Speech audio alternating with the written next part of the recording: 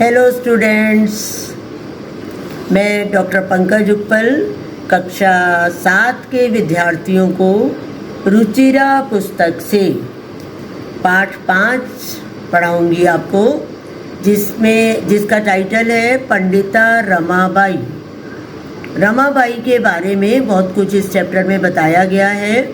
उसी को पहले संस्कृत में पढ़ूंगी और फिर उसका हिंदी अनुवाद आपको बताती हूँ। स्त्री शिक्षा क्षेत्रे अग्रगण्या पंडिता रमाबाई 1858 तमे ख्रीष्टाब्दे जन्म अलभत। स्त्री शिक्षा के क्षेत्र में अग्रगण सबसे आगे रहने वाली पंडिता रमाबाई ने 1858 तमे ख्रीष्टाब्द मीन्स ईस्वी में 1858 ईस्वी में जन्म लिया। स्त्री शिक्षा के क्षेत्र में अग्रगण पंडिता रमाबाई ने 1858 ईस्वी में जन्म लिया। तस्य पिता अनंत शास्त्री डोंगरे, माता च लक्ष्मीबाई आस्ताम। उनके पिता अनंत शास्त्री डोंगरे और माता लक्ष्मीबाई थी। तस्मिन् काले स्त्री शिक्षाया स्थिति चिंतनीया आसीत्। उस काल में स्त्रियों की शिक्षा की स्थिति चिंतनीय थी।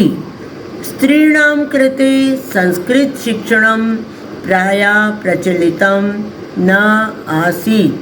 स्त्रियों के लिए संस्कृत की शिक्षा का प्रायः प्रचलन नहीं था, किंतु डोंगरे रूढ़िबद्धां धारणां परित्यज्य स्वपत्नीं संस्कृतम् अध्यापयत्। किंतु डोंगरे महोदय ने रूढ़िबद्ध जो परंपरा चली आ रही थी पुरानी, उसको कहते हैं रूढ़िबद्ध धारणा का परित्याग करके स्वपत्नीम अपनी पत्नी को संस्कृत का अध्ययन कराया। एतदर्थं स समाजस्य प्रतारणाम् अपि असहत्। इसके लिए उन्हें समाज की प्रताड़ना भी सहनी पड़ी।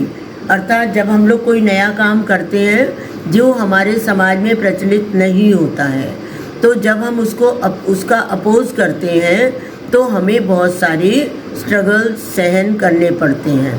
प्रताड़ना में संघर्षों का सामना करना पड़ा या लोगों ने उनका काफ़ी विरोध किया। अनंतरम रमा अपि स्वमातु संस्कृत शिक्षां प्राप्तवती। इसके पश्चात रमा ने भी अपनी माता से संस्कृत की शिक्षा प्राप्त की। इसी पैरे की पूरी हिंदी बता देते हैं बिना संस्कृत पढ़े, ताकि आप लोगों के लिए इजी हो जाएगा। फर्स्ट लाइन से देखो, स्त्री शिक्षा के क्षेत्र में अग्रगण्य पंडिता रमाबाई ने 1858 ईस्वी में जन्म लिया। उनके पिता अनंत शास्त्री डोंगरे और माता लक्ष्मीबाई थी। उस काल में स्त्रियों की शिक्षा की स्थिति चिंतनीय थी। स्त्रियों के लिए संस्कृत का शिक्षण प्रायः प्रचलित नहीं था, किंतु डोंगरे ने रूढ़िबद्ध धारणा का परित्याग करके अपनी पत्नी को संस्कृत पढ़ाई। इसके लिए उन्हें समाज की प्रताड़ना भी सहनी पड़ी। इसके पश्चात रमा ने भी अपनी माता से संस्कृत शिक्षा प्राप्त की। क्लियर हो गया इतना? Now second para. काल क्रमेण रमाया पिता विपन्ना संजाता। काल क्रमेण में समय के साथ साथ रमा के पिता दुखी हो गए या गरीब हो गए अथवा विपन्न हो गए। सेम वर्ड भी आप लिख सकते हो। तस्य पितरौ ज्येष्ठा भगिनी च दुर्भिक्ष पीड़िता दिवंगता।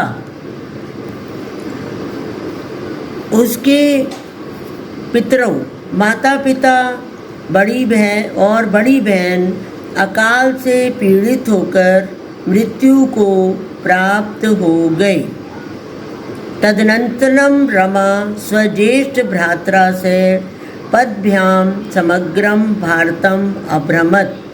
इसके पश्चात रमा अपने बड़े भाई के साथ पैदल ही समग्र भारत में घूमी।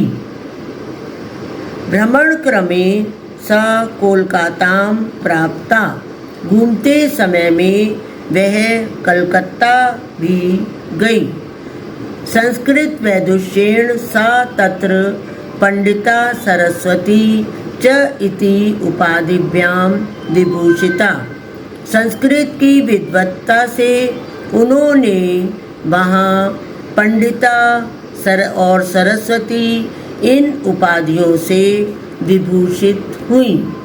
या लोगों ने उनकी विद्वत्ता के कारण उन्हें पंडिता और सरस्वती उपाधियों से विभूषित किया। तत्र वहाँ ही सा ब्रह्म समाजेन प्रभाविता वेदाध्ययनम अकरोत्। वहाँ ही उन्होंने ब्रह्म समाज से प्रभावित होकर वेदों का अध्ययन किया। पश्चात शास्त्रीणां कृते वेदादीनां शास्त्राणां शिक्षायै आंदोलनम प्रारब्धवती। और इसके पश्चात उन्होंने स्त्रियों के लिए वेद आदि शास्त्रों की शिक्षा का आंदोलन प्रारंभ किया। फिर से दूसरे पैरे की पूरी हिंदी देख लो। कालक्रम से समय के साथ साथ रमा के पिता विपन्न हो गए। उनके माता पिता और बड़ी बहन अकाल से पीड़ित होकर मृत्यु को प्राप्त हो गए। इसके पश्चात रमा अपने बड़े भाई के साथ पैदल ही समग्र भारत में घूमी। घूमने के समय में घूमते घूमते वह कोलकाता गई।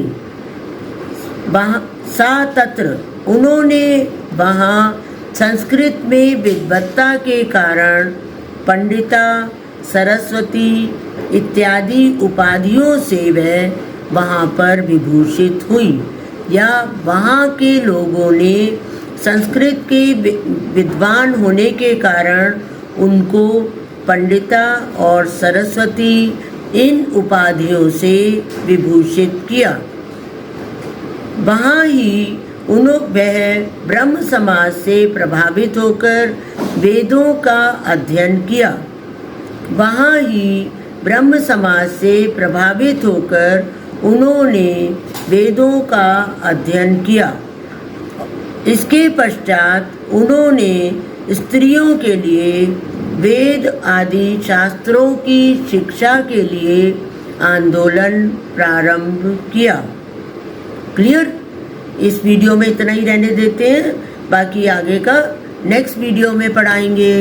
आशा है आपको समझ में आ रहा होगा। कोई भी प्रॉब्लम होगी तो ज़रूर पूछिएगा। Bye bye.